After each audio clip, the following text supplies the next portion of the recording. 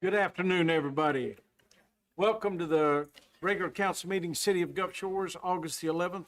I'll call the meeting to order and ask Lieutenant Blake Abels to lead us with the invocation. If you guys would join me in bowing your heads. God, we love you and we're thankful that you love us. We're thankful for all you do for us, Lord. I thank you for the men and women present in the room, Lord. I thank you for the men and women present in front of me, Lord, the leadership of our city. Just pray that your sovereignty over them, Lord. I pray that you provide them with the knowledge necessary to lead us the right ways, Lord. I pray that you provide them with wisdom to make decisions that are sometimes bigger than all of us, Lord. I thank you for you providing them with courage to do the right things, even when they may not be popular, Lord. We thank you for everything you do for us, Lord. And we know that when we ask all these things, that you tell us in your word in Romans, Lord, that you work all things to those who love you according to your purpose, Lord. So you work all things to the good of those who love you, Lord, and are called according to your purpose. So we thank you for everything you do, Lord. We thank you that we have an opportunity, to, just like any other opportunity in our lives, Lord, to honor you in everything that we do tonight, Lord. So we pray this in your name. Amen. Amen. I pledge allegiance to the flag of the United States of America and to the republic for which it stands, one nation, under God, indivisible, with liberty and justice for all. Thank you, Lieutenant, for standing in at the last minute. Appreciate it very much. Can you call roll, please? Yes, sir. Mr. Garris? Here. Mr. Harris? Here. Dr. Dyken? Here. Mayor Kraft? Here. First item on the agenda tonight is the approval of minutes. The first set we have for the regular council meeting of July the 28th. Motion to approve July 28, 2025 regular council meeting. Second. Have a motion and a second to approve these minutes as presented. Any discussion? All in favor say aye. Aye. Any opposed? Those minutes are approved. The next set is a council work session meeting of August the 4th. Motion to approve August 4th, 2025 council work session. Second. Have a motion and a second to approve these minutes also. Any comment, discussion? All in favor say aye. Aye. Any opposed? Those minutes are approved. Next, we have the approval of expense vouchers in the amount of $15,048,552.68. Hannah?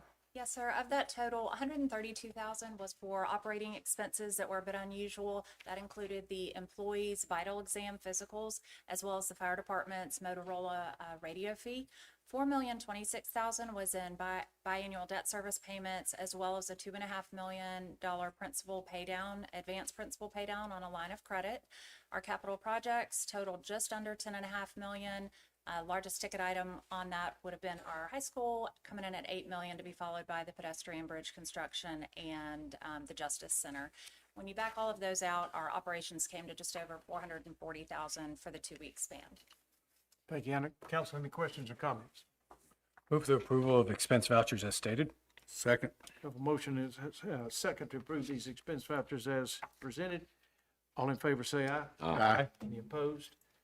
Those expense vouchers are approved. Next, we have a public assembly permit application for Brett Robinson Coastal Triathlon. Samantha, thank you. Yes, sir. Good afternoon. This is the application for public assembly for the Coastal Triathlon that is scheduled to take place on Saturday, September the 6th. There are no changes from last week. Staff recommends approval. Thank you, Samantha. Any questions on this assembly permit, council? Move for, go ahead, Joe. Motion to adopt public assembly permit Brett Robinson, Alabama Coastal Triathlon. Second. Have a motion and a second to adopt this application as presented. Any comment? All in favor say aye. Aye. Any opposed? Those, that permit is approved. Thank you, Samantha. I Thank was you. reading the wrong thing there for a minute. Next, we have a public hearing, ordinance 2170, to amend the zoning ordinance related to sign ordinances. Scott? Yes, sir. This is a zoning text amendment pertaining to signs. It was first heard by the council at your July 7th, your first meeting in July. A little background, the U.S. Supreme Court decided the Reed versus Gilbert decision that made some distinction regarding non-commercial signs versus commercial signs. A little background on that case. Town of Gilbert, Arizona was regulating, this is a church, They were having temporary signs announcing location and services, and they were regulated differently because they were non-commercial versus a commercial sign. Made its way to the Supreme Court, and the Supreme Court said that's content regulation and you can't do it, which began many sign ordinances across the country to update like we are requesting today. More recently, City of Austin versus Reagan National Advertising of Austin was a billboard case, I believe, that made some distinction between off-premise and on-premise signs. After these, the city contracted with a legal expert who has experience in signage and First Amendment issues, and he reviewed it and offered these suggestions. Within it, we're proposing to update the definitions of all of these types of signs. So as well as some other words like commercial versus non-commercial messages, directional signs, off-premise, on-premise vehicle signs.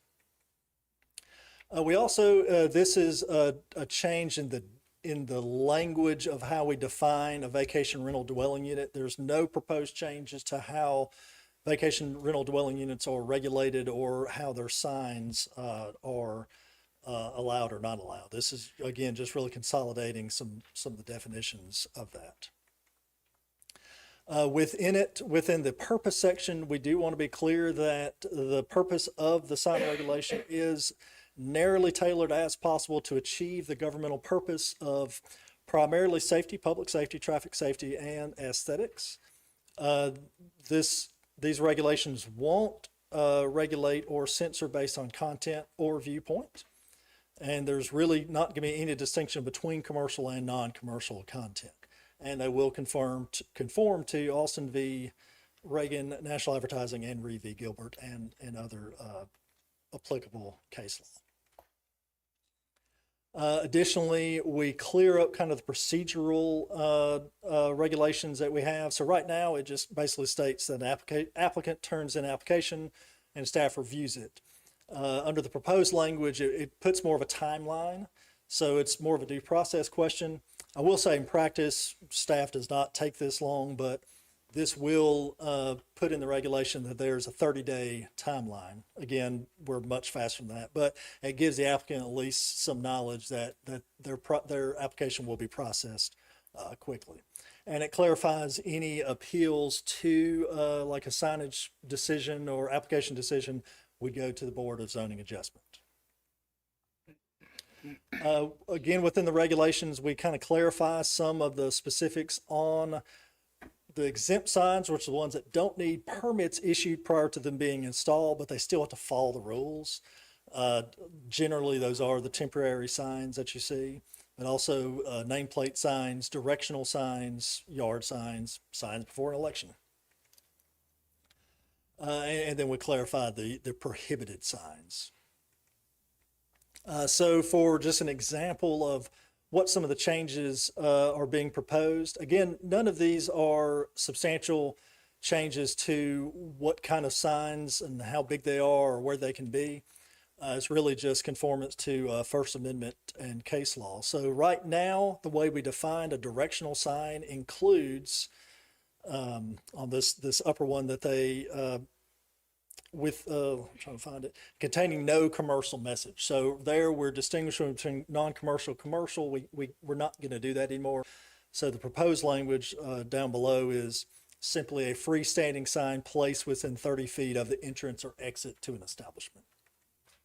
So that was how we define the directional sign. This section is what you can do or how big a directional sign can be. So the upper section is current. So it says directional signs shall not include logos or any other form of commercial speech. Again, we're not going to do that anymore. So the proposed language simply says it can be 2 square feet in area and 3 feet in height. And it's the location where it can be.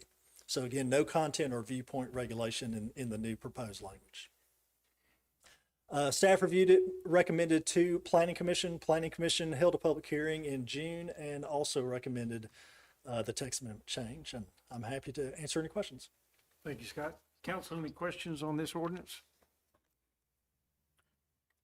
Motion to suspend the rules so we may consider this ordinance. Second. Have a motion and a second to suspend the rules. Toby? Mr. Garris. Aye. Mr. Harris. Aye. Dr. Dyken. Aye. Mayor Kraft. Aye. The rules are suspended. What are you pointing at? We got a question? Public hearing. We need to have a public hearing. Oh, I bet I got ahead of that. all right. This is a public hearing. Anybody with any questions or comments on this ordinance being considered? The rules are suspended. We're free to consider this ordinance. Motion to consider ordinance 2170 is presented. Second. Motion and second. Mr. Garris. Aye. Mr. Harris. Aye. Dr. Dyken. Aye. Mayor Kraft. Aye. Ordinance 2170 is approved and adopted. Thank you, Scott.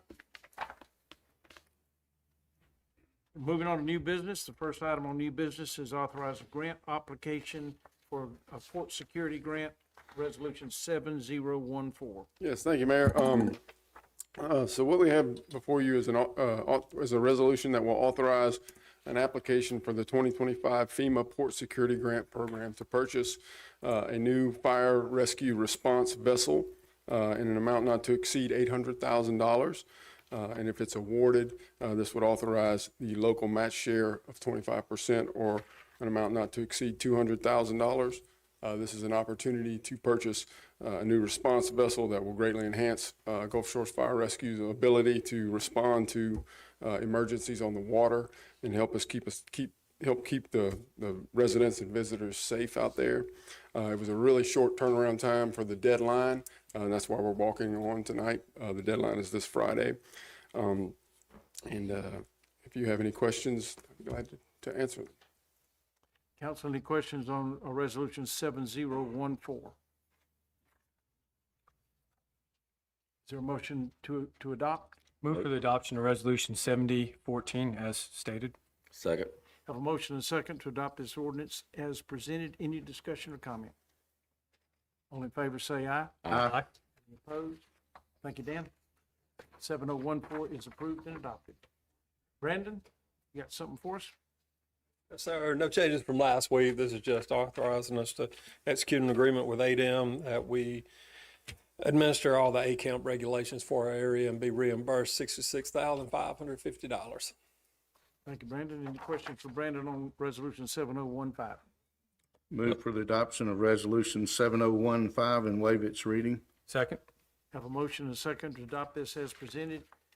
All in favor say aye. Aye. Any opposed? 7015 is approved and adopted. Next, we have 7016. Clint?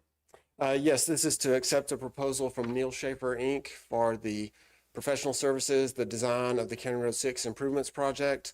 No changes from last week. It's an amount of $477,900. Thank you, Clint. Any questions for Clint on resolution 7016? Move for the adoption of resolution 7016 and waive its reading. Second. Have a motion and second to adopt this resolution as presented. Any discussion?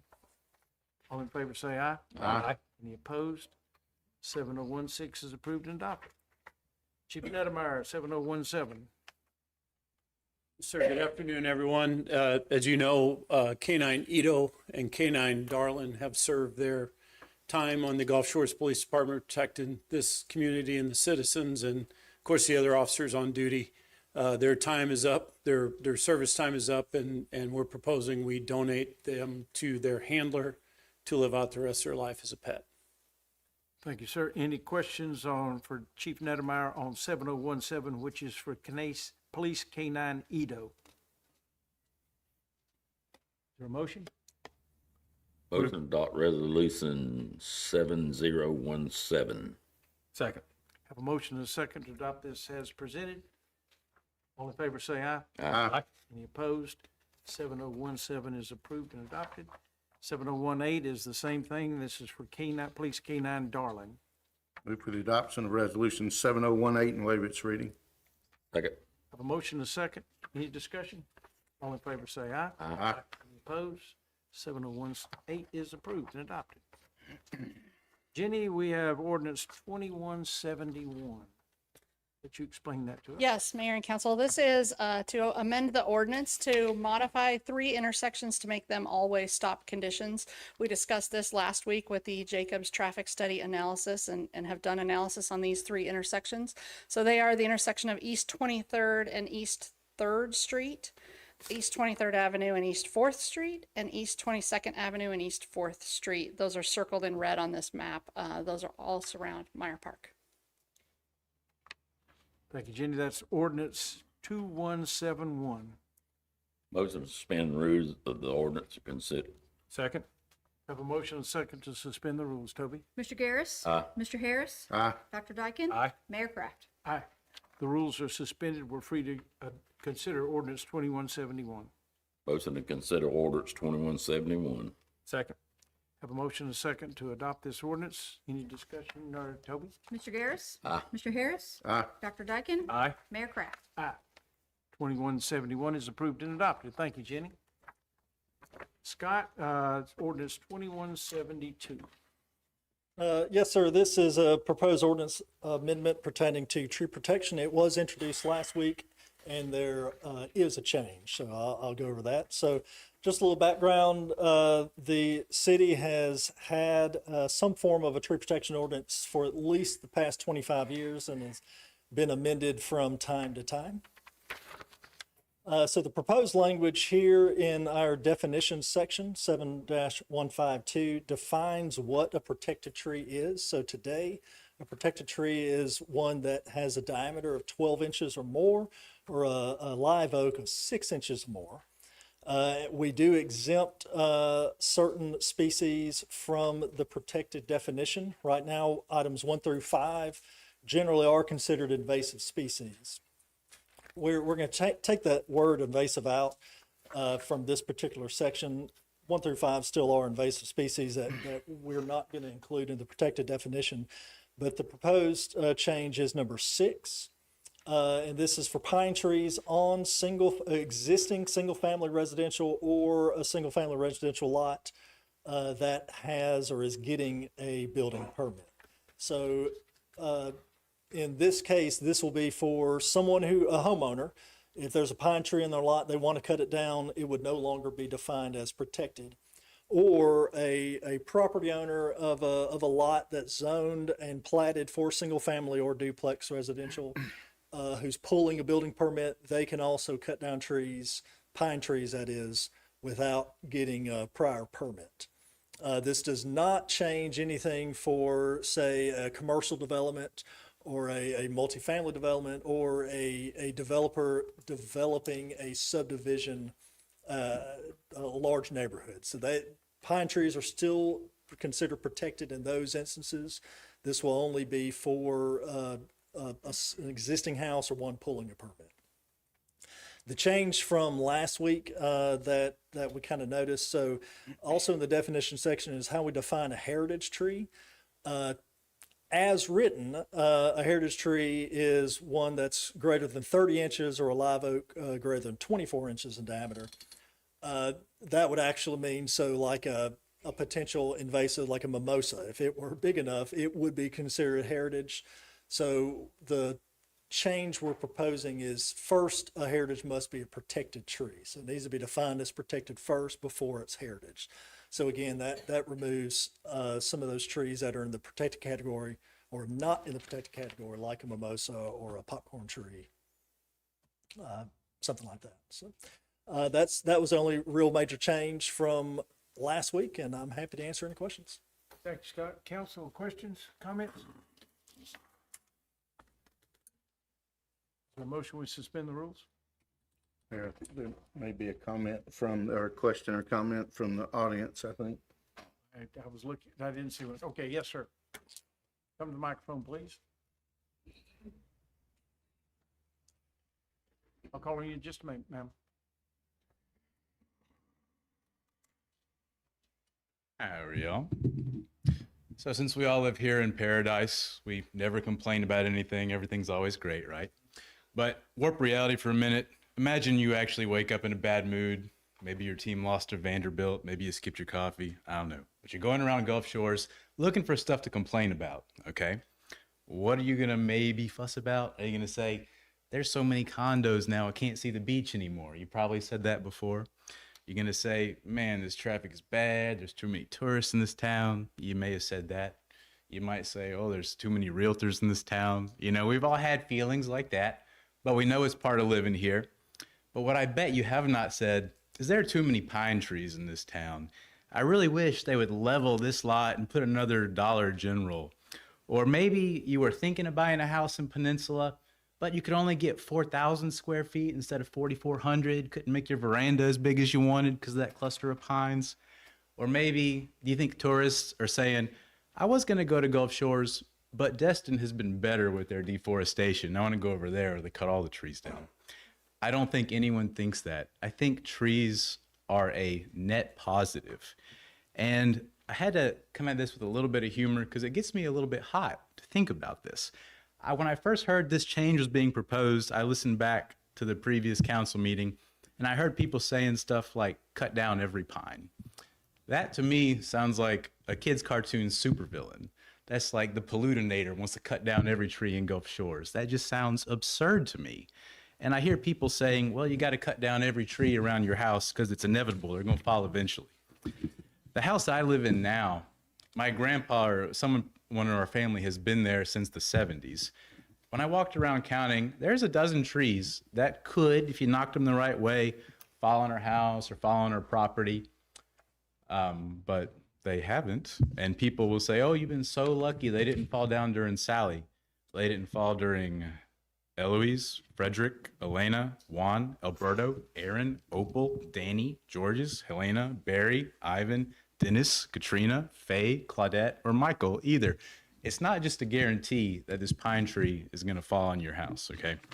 And if we read the ordinance as it is written, it does say you can remove without any fine, remediation, or replacement a tree that is deemed possible to fall on your house. Now, maybe that's not how it's always been worked out in practice. Maybe we need to look at the enforcement of the ordinance that exists, but those are the words of the ordinance right now. And this change doesn't address that at all. If people have particular gripes with the arborist, I don't know him, never met him. This ordinance doesn't change the arborist leeway. There may be other areas that you might look at changing, but the current change, all it does is say you can cut down all the pine trees without asking anybody. And the fact of current deforestation, it's not somebody comes down and cuts down all the trees at once. It's you lose 1% or 2% a year. Do the math on that. A few decades, what's a few decades? And then half your trees are gone. People will talk about, oh, my property rights, my property rights. Yes, there is a push and pull. There's a give and take. Your property is going to outlive you, hopefully by many, many, many years. And when you think about your kids, what do you want them to see when they visit Gulf Shores? It's a pain when you have to deal with these trees. If you have to remove them, it can be done according to the ordinance. It might cost you a little bit. If you're going to be building that 5,000 square foot house in Peninsula, you're spending more on the doorknobs than you're spending on these tree removal fees. So I'm really asking you guys to take the long view. I don't want to explain every ecological benefit of a tree. We can bring in the third graders to do that for us. We should all know how important they are. So let's take a long view. Let's think about how we want Gulf Shores to look 10, 20, 50, 200 years from now, and see that we need to think about taking down every tree that we take down, because once it's gone for our children, it's gone for our air, it's gone for our water, it's gone for our shade. And if you want to help turn Gulf Shores into a waterfront parking lot, this is a little step along the way. Thank you. Thank you, sir.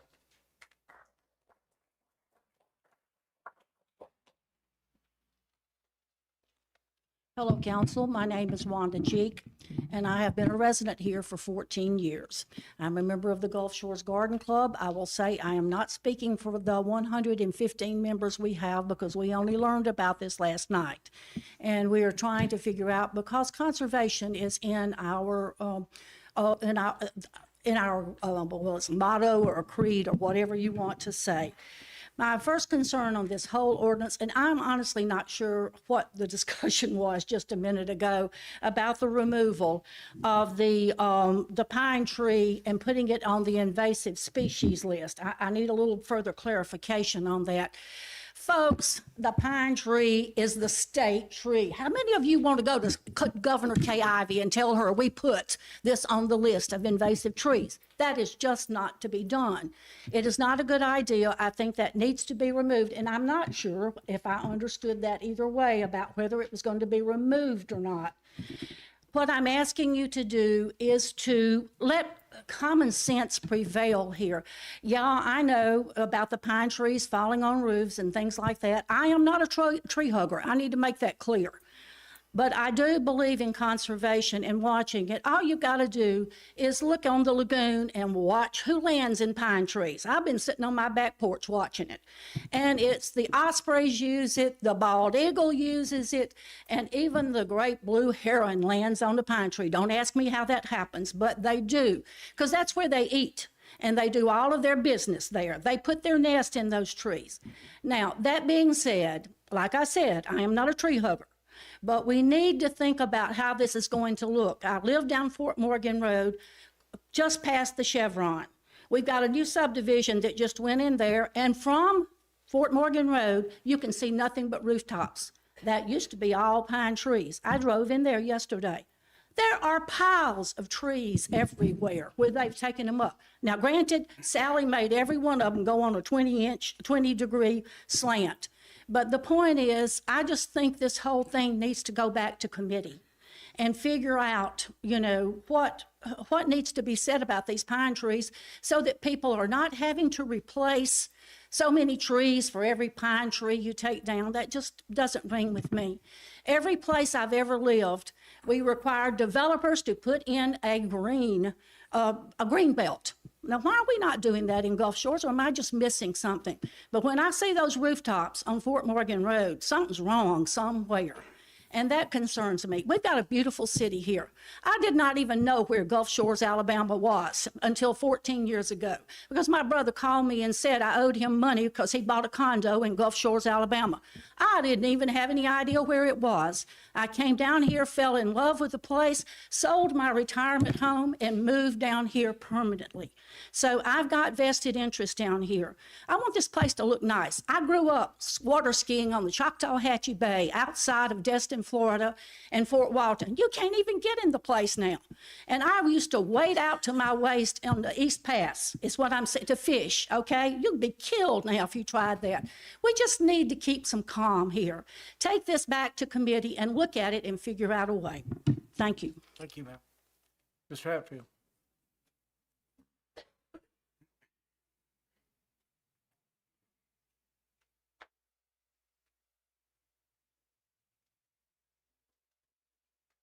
Dennis Hatfield with Lagoon Preservation Society. I am a tree hugger. I'd like to start off with, and I don't mean to insult you, but the definition of sustainability. It's the ability to maintain or support economic, environmental, or social processes over time without depleting natural resources. That's from the internet, Investopedia. I'd also like to talk to you about progress. When I first came here 25 years ago, progress meant you acquired property, you clear cut it, you built on it, you landscaped it, and then maybe you planted a few trees.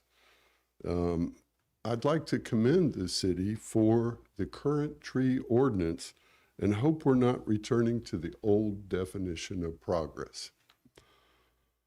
A few questions. What problem are we trying to solve? Has there been a rash of pine trees falling on people or their houses? Has the city been slow to respond to requests to remove trees? Is there a new insurance rules that saves homeowners thousands of dollars if they remove pines? How many people are really for the indiscriminate removal of any pine? Is there an abundance of people who believe the fines for removal without permit are too high? Is the request for change coming from individuals that are not familiar with pines and their value? Please help us understand because we haven't heard a concise definition of the problem. Acting without a clearly stated problem almost never yields positive results.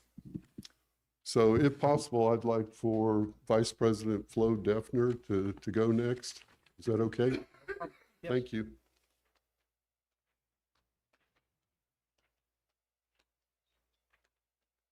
Mayor Kraft, members of the City Council. My name is Florence Defner, and I am Vice President of the Little Lagoon Preservation Society. I'm also a retired fish and wildlife biologist specializing in endangered species, formerly with the U.S. Fish and Wildlife Service. And I'm a big-time tree hugger. So just a few comments here that I'd like to offer. So let's say if some action has to be taken, does this ordinance need to be all or nothing? And if you do a quick internet search, it suggests that during a tropical storm or a hurricane, and we're right in the middle of that season, young pines bend and recover. Large pines stand firm and slow the wind, while 13 to 15-inch diameter pines are most susceptible to damage. And contrary to the freak incident this winter, the snow, this area is not really generally prone to snow and ice that's notorious for destroying pines. And I can tell you, we bought a house, beautiful view of the lagoon. I got a whole bunch of pines that interrupt that view. I would hate to see those taken down. We see all kinds of birds in there. I've got 2 pines that are snags where we see every year woodpeckers nesting in those. So they are a valuable habitat for our local wildlife. A few more. Now, if we do believe that there are serious factors that should be considered before changing this current ordinance, let's consider something philosophical, say from the Bible, okay? Deuteronomy 20:19. When you lay siege to a city for a long time, do not destroy its trees. Are we under siege from outsiders that do not understand the value of these trees? Pines are not an invasive species, and as mentioned before, the pine is our state tree, and I'm very proud of that. We believe that trees, including pines, are part of the draw that brought us to this paradise, and including myself, including where I chose to live and purchase my house, and what I look at every morning when I get up. Pines, as I mentioned, are important nesting place for eagles, osprey, heron, pelicans, woodpeckers, and maybe many of y'all don't know that, but this whole island is right in the middle of a major migratory bird stopover. And you can ask the Audubon Society about that. Pines are also very important to protect us from flooding and constant wet ground. They also, the root networks of these pines and other trees kind of help hold the ground together. So when we get a lot of saturation or a big storm that comes in, that can help minimize erosion and help kind of mitigate some of that floodwater issues and where those pines are present close to areas where we're going to have inundation. Pines also help clean our air and produce oxygen. One of the things I love about living here is how clean our air often is. And pines provide wonderful shade to help lower our summer cooling bills. So with that, I'm going to turn it over to Jet. Thank you.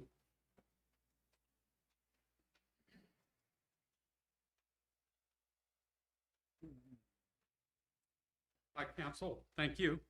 Jeff Brooks, Secretary at Little Lagoon Preservation Society. My house was built in '95, surrounded by very old trees, at least 50% are pines. Many are in the wetlands. They were there long before my house was. They appear to protect my house during hurricanes. Aaron, Opal, Danny, Georges, Ivan, Sally, and the snowstorm. Through all of that, I've had one branch through the roof for a 6-inch hole, one branch through a window. Insurance paid for that. It's been mitigated with a metal roof and window covers. And my family's in no danger. We leave for big storms. I believe fines for cutting trees, including pines, should be high enough to prevent forgiveness over permission. No cutting should be granted without building or other near use permits. We would look or support a $10 bounty on popcorn trees, the invasive species. They're everywhere.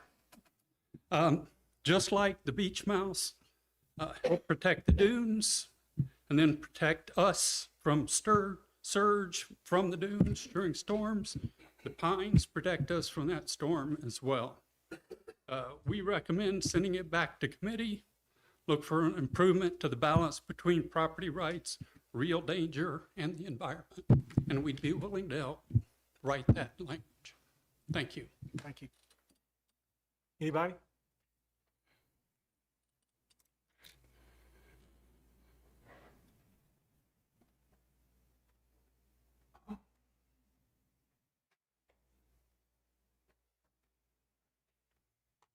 Hi, my name is Lydia Franz. I'm with Century 21 Commercial Real Estate, and I'm sure I'm going to get lots of hate for that.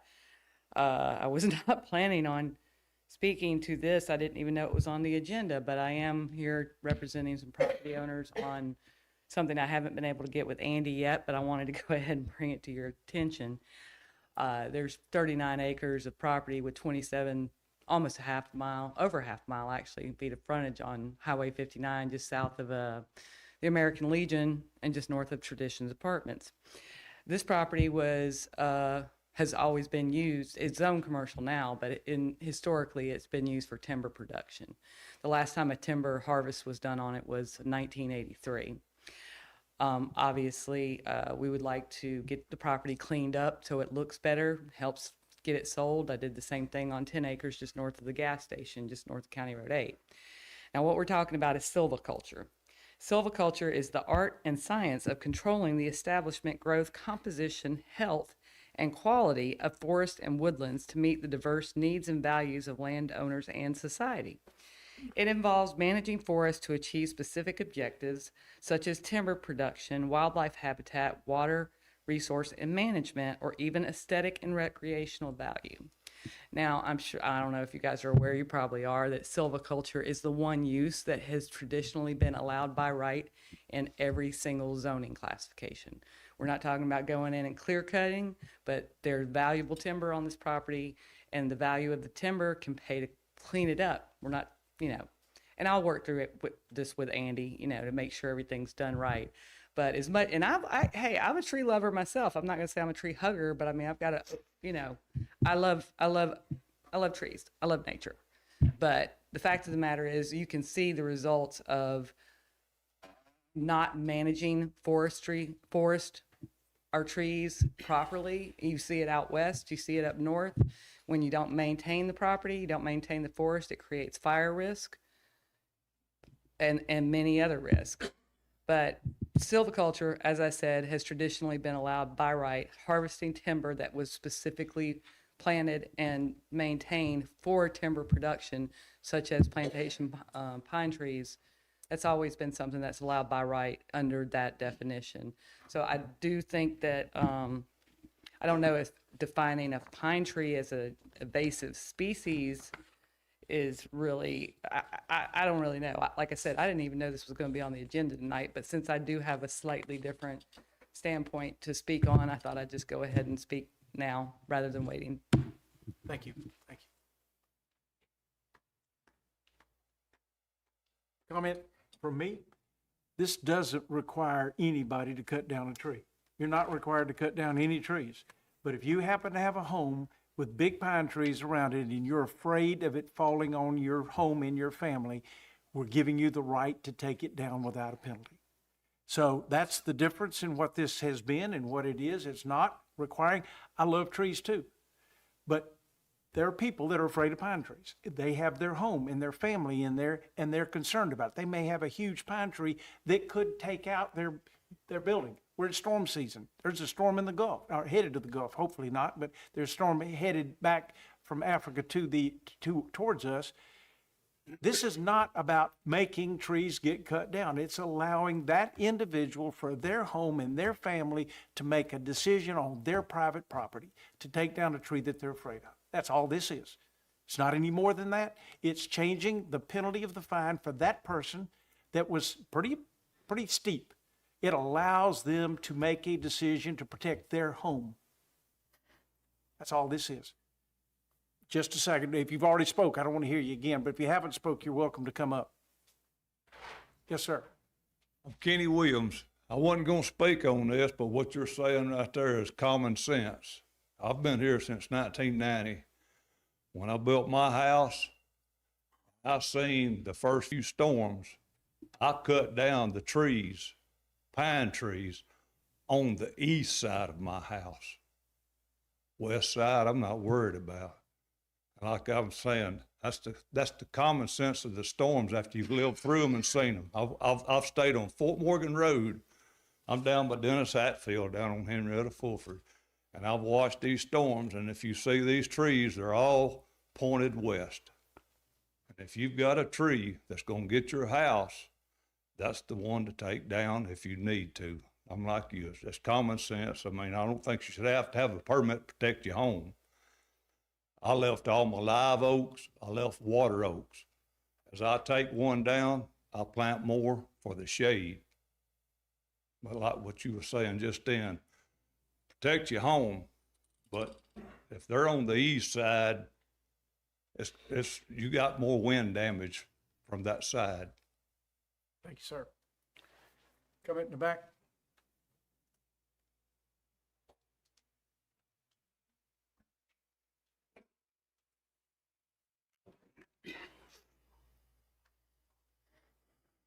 My name's Tom Eberly. I live on 414 Sunset Drive. I've lived there since 1978.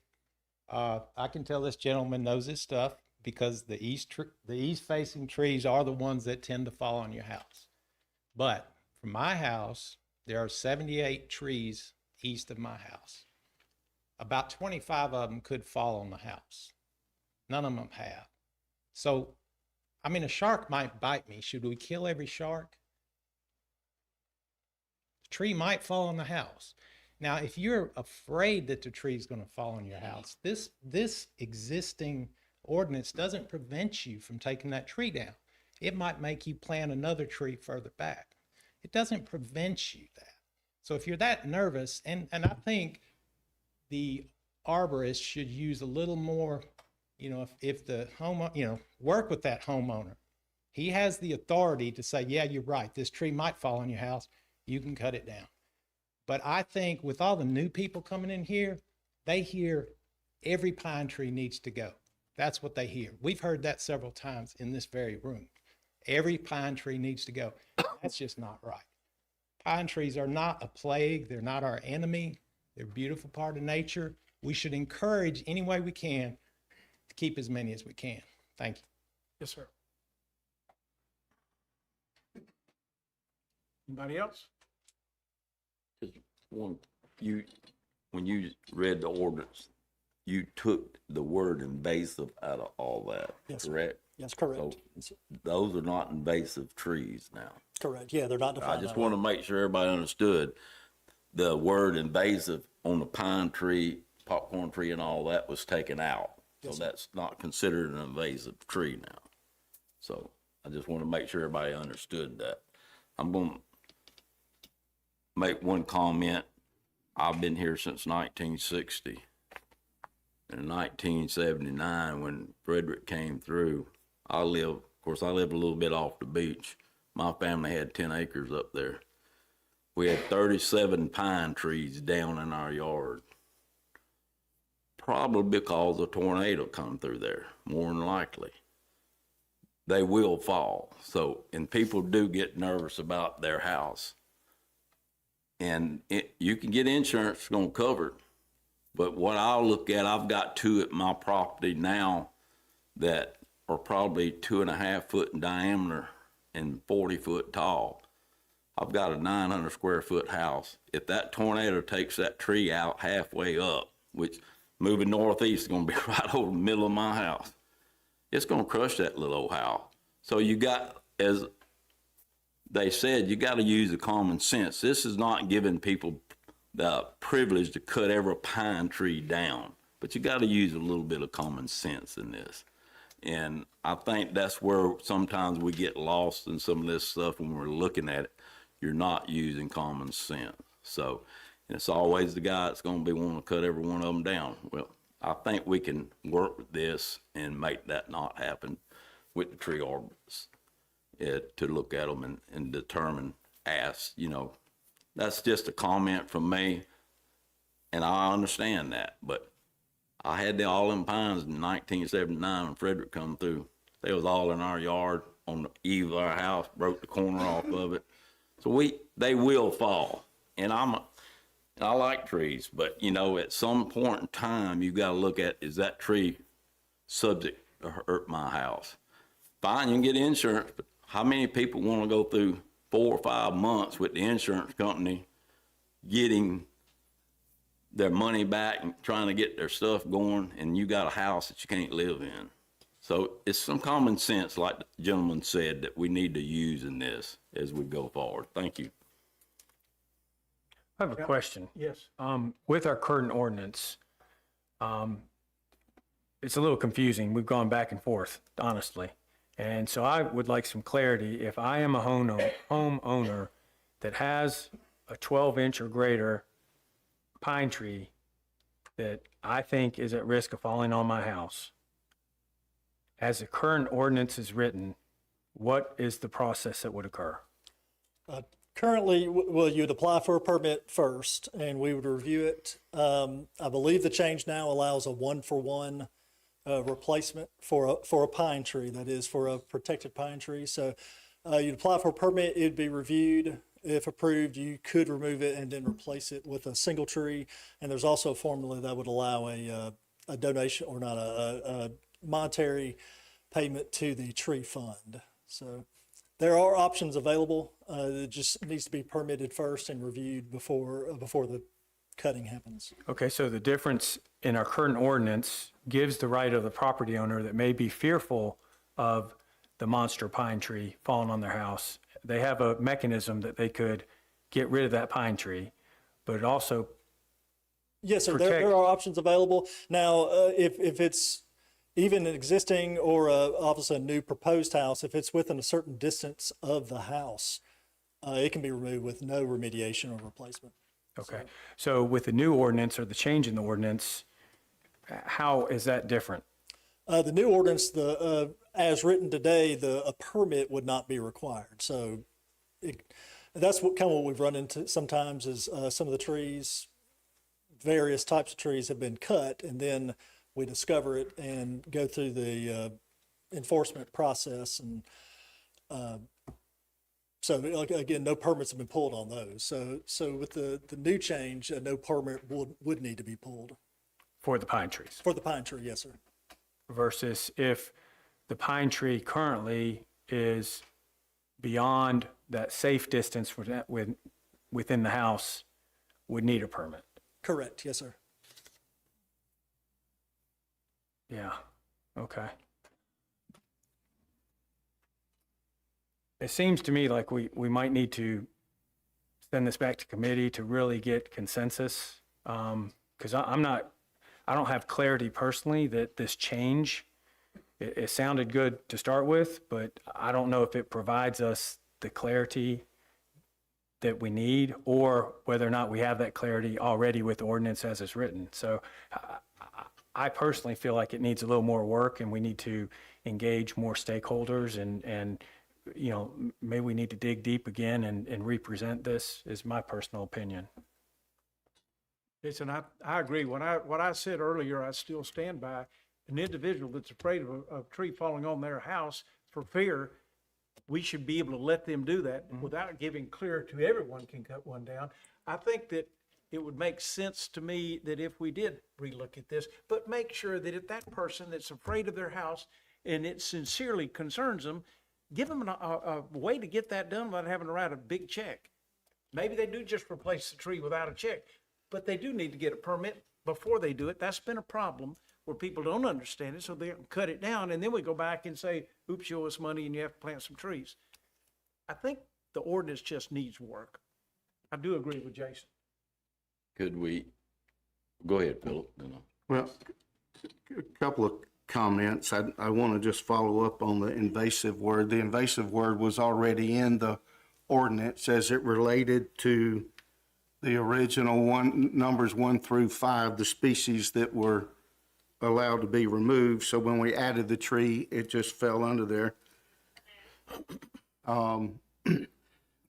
You know, the problem, if you drive around town and look through the neighborhoods, the problem is really not where individual homeowners build their homes. And, I mean, there's in the older neighborhoods, there's a lot of trees all over. There's a lot of pine trees left. The problem that we've had is the mass clearing and grading from subdivision builders who build all the homes that don't want to spend the extra money hand picking trees off the lot. It's cheaper and easier to bring dozers in and clean sweep and go back and plant trees. And so if you look at the neighborhoods, that's where the problem is. The problem's typically not in the homeowner because there's an expense to taking down those trees, and it's not cheap. So this, to me, would not result in people running out cutting down all their pine trees tomorrow because they're going to spend thousands of dollars cutting down big pine trees. But so I really don't think that's the threat. I think the ordinance still addresses the problem in subdivision building when they're built out and when they're cleared on the front end. And that overall, if you look around town, people like trees, people save trees. But I do have a question, Scott, in the wording where it says if you have an existing home or duplex or a building permit to build a home. And if I'm an individual and I've bought a lot, I'm going to go in there and hand pick my trees and clear from my driveway and my building pad and save what I want to save. But the larger developers that are going to build 100 homes, they pull permits. So I think that puts them right back in the mix to do whatever they want with their tree if they come in here and pull 50 building permits. So I'm not clear about, you know, how that would wash out. We want to protect that and put it in the hands of the homeowner and take it away from the developer that's doing the mass clearing and grading. I'm not sure this does that. While I think there should be some common sense property rights here also, I do believe we ought to go back and look at that and make sure, are we achieving what we set out to achieve? I know that the gentleman that was here that spoke quoted $6,000 or $7,000 worth of fines, and I think after your comments last week, the fines for those trees was $1,500 and then replacing some trees. So don't understand all of the nuances related to that application, but you know, here again, if we're going to have a tree ordinance with no consequences, then you really don't have a tree ordinance. So a lot to consider, a lot to think about. I think the trees are important. But anyway, I would support taking this back to committee and making sure we're really achieving what we set out to achieve and not a whole lot more than that. And Is there a motion to defer this for a later date and reconsider? I'd like to defer and reconsider it, but also suspend any fines or anything that's going on right now until we figure this all out. Does that make sense? We can. I mean, if that's the pleasure of the council, yes, sir. I would just like a little clarity on the fines to be suspended. Let's leave that out. Let's just suspend this whole thing and we'll address that and ask our folks to just detain from applying any fines until we get this, because I think we'd have to redo the whole deal. We can decline it like it is, but if we try to amend it and decline it, it's a different process. Scott, along those lines, the one gentleman that came in here and presented his case, I believe he had fines pending. There was some debate about whether or not he met the appeal time period. We talked about giving him that extended time to appeal. Is that the only case that's sitting out there today that has pending fines? Yes, sir, it is. I spoke to him on the phone today, so we're in communication, he and I are, but yes, he's the only one that's kind of pending right now. Okay. So I agree. I think that may clutter, but I do think we should put that gentleman's case on hold separately and work through all this. And if nothing else, I think he ought to have his due time for his appeal regardless. That's fine. I just didn't want anybody to get caught up in the fines while we redefine and rework this thing, is all it was. So I'm fine with the way y'all want to put it this way.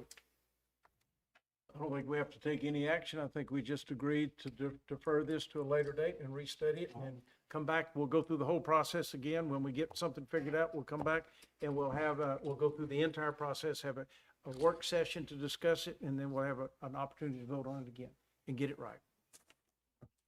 Thanks, sir.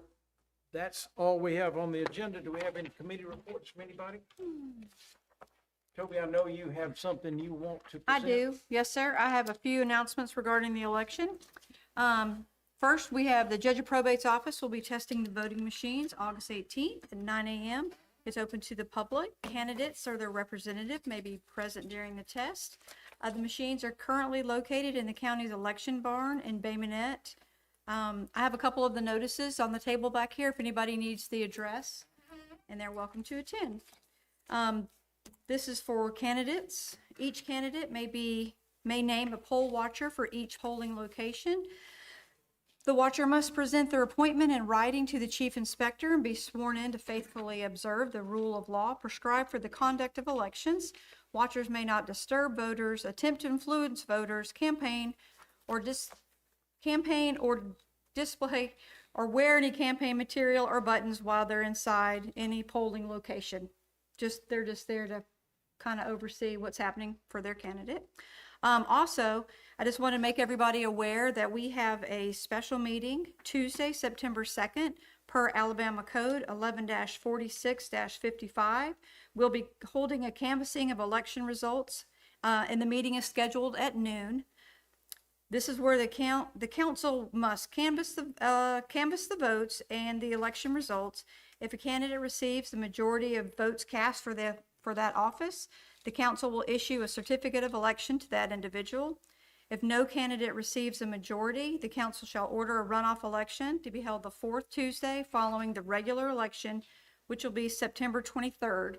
That September 2nd meeting, of course, is important, so I wanted everybody to go ahead and calendar it so they'll be available to attend. That is also our regular scheduled council work session, and since Monday is Labor Day, is it Labor Day or Memorial Day? Labor Day. Then we will also have our council work session that same day, but at 4 o'clock. So we'll have 2 meetings that day. And I'll be happy to answer Anybody any got any questions. questions for Toby about that? It sounded pretty clear to me, Toby. Thank you. Thank you, sir. Anybody that has something they want to approach the council about? Yes, sir.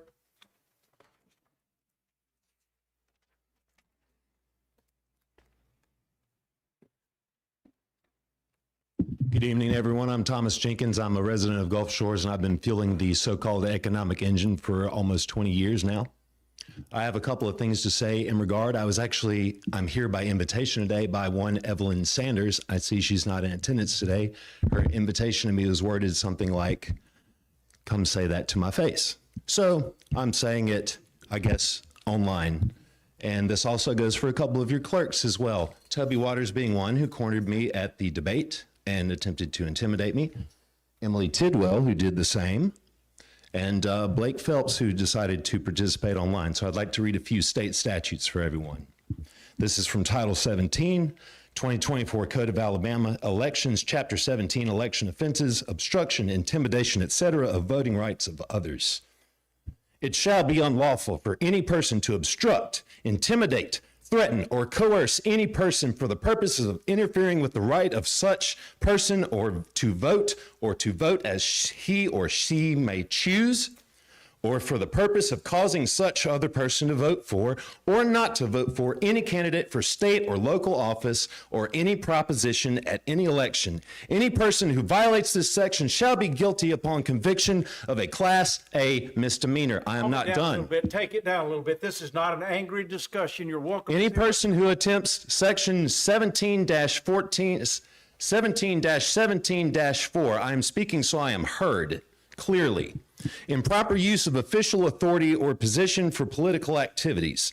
Any person who attempts to use his or her official authority or position for the purpose of influencing the vote or political action of any person shall be guilty upon conviction of a Class C felony.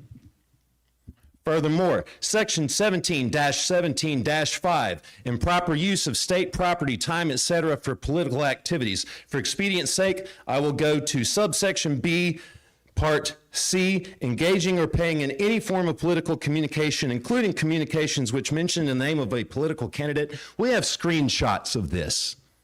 Section D, engaging or paying for any type of political advertising in any medium. Again, screenshots. These will be going to the Secretary of State. That is my time. Thank you very much. Y'all have a Bluebell Country Day. Mayor, Yes. may I say something, please? I prefer you don't. I recommend you don't. It's not bad. Okay. Yes. Okay. Anybody else? Dr. Aiken. Let me go first. Just want to give you an update. You know, we started school last Thursday, and so 3 days in, it's going really, really well. Even with the state law banning cell phones, students are applying that ban, and we had seniors come in on the first day with Polaroid cameras to take pictures to memorialize that first day. So anyway, the law has been somewhat controversial, but we're very supportive of it, and we think it's improving what we're doing. Just real quick, enrollment is something that we're always looking at this time of year. And so interestingly enough, enrollment is down by about 100 kids, which is not really a bad thing when your schools are full. The elementary is the one that's down 100. The middle school's up about 25 kids, and the high school's down about 25 kids. So we're keeping our eye on that, but it's not necessarily a bad thing as we slow. Our enrollment has increased by about 28% since we've been open. So to slow it down a little bit is not bad. As y'all may know, we encourage kids to bike to school and walk to school. That's part of our Wellness and Nutrition Committee. And so we have added a new route thanks to Gulf Shores First Presbyterian Church. Parents can go there, drop their kids off, and we got them walking to school. So we'll have about 40 or 50 kids participating in that. So we're pleased with that. Also, as you know, the turf is down on the field. I was getting a call from Jeff Hopkins during this meeting, but the varsity football team will have their first practice there Wednesday afternoon at 4:30, a scrimmage. So you all are certainly invited to see that as well as the public. We encourage you to come out and see what we have. Thanks for your time.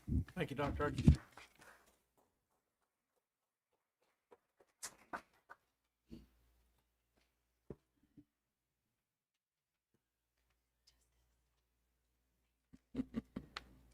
Will you give one of these to each of the people up there, please? Thank you.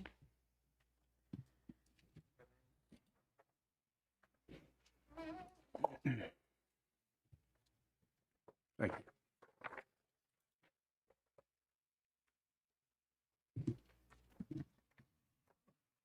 Thank you, sir. Good evening. My name is Tara McMeans. I am a Gulf Shores resident, and I have a very special guest with me today. Introduce yourself. I'm Justice Wright. I'm part of the EPIC program. This is my 3rd year, and me and my dad have a pressure washing business, Wright's Pressure Washing, and this is our 3rd year running the business too. So Justice may or may not be one of your youngest business owners here in Gulf Shores, but each year we come to the council to let you guys know about the EPIC program. It was started 3 years ago. This is our 3rd year. And what we do is we have a joint collaboration between the Coastal Alabama Business Chamber and the South Baldwin Chamber of Commerce.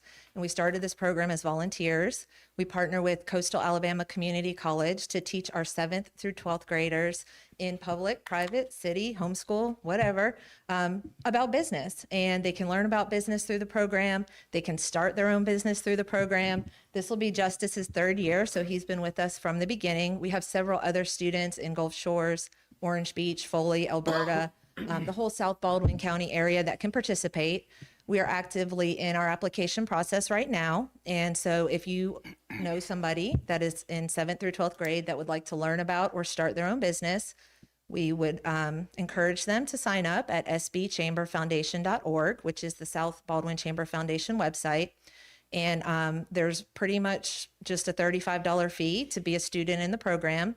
We meet once a month at Coastal College and Gulf Shores, and it's after school hours. We take different field trips around town. We give the students opportunities to be paired with mentors from our business community. And we also offer them angel investment. As you can see on your list of sponsors, we have several businesses that have been generous with $50 or more to contribute to the program so that these students can have an opportunity to start their own business. We're very proud of the program. We just wanted to share that with you, that it's continued success in this community.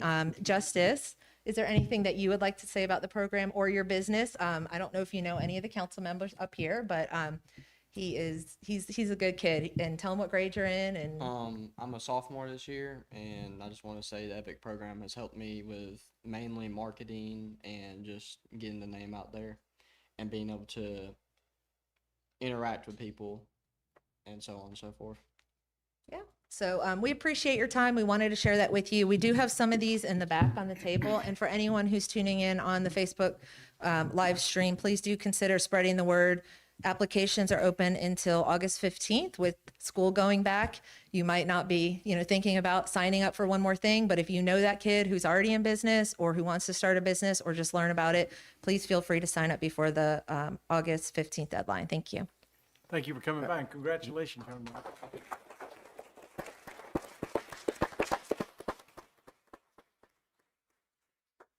That's everything on our agenda, council? Anybody else with anything that they thought of that didn't get a chance? Motion adjourned. There's a motion and a second. Late hand. Okay, sir.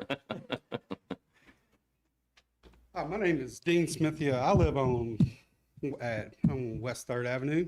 We're having little street issues over here. We've got a series of businesses that have dumpsters out there. I know we have a street cleaning crew that comes in and takes care of the gutters. We haven't seen one ever. Me and a neighbor of mine, we're the ones that usually have to clean out that drain that leads into the little lagoon. But the biggest problem we're having right now are the dumpsters. They are overflowing once the dumpsters get emptied. If there's a storm, all that trash is coming down and going into the little lagoon over there. I would like somebody to kind of take a look at that, hopefully, and see if these dumpsters can be fixed or something can do to help with the trash runoff. Because right there at the top of the hill, every storm, any trash from their parking lots goes straight down into that area, and that drainage goes straight into the lagoon. So if there's something you guys can do about it, I'd greatly appreciate it. Our Public Works guy just said that he's going to be in touch with you. Thank you, sir. Did you have a motion, Joe? I had one What was it? to adjourn. Is there a second? We stand adjourned. Thank you.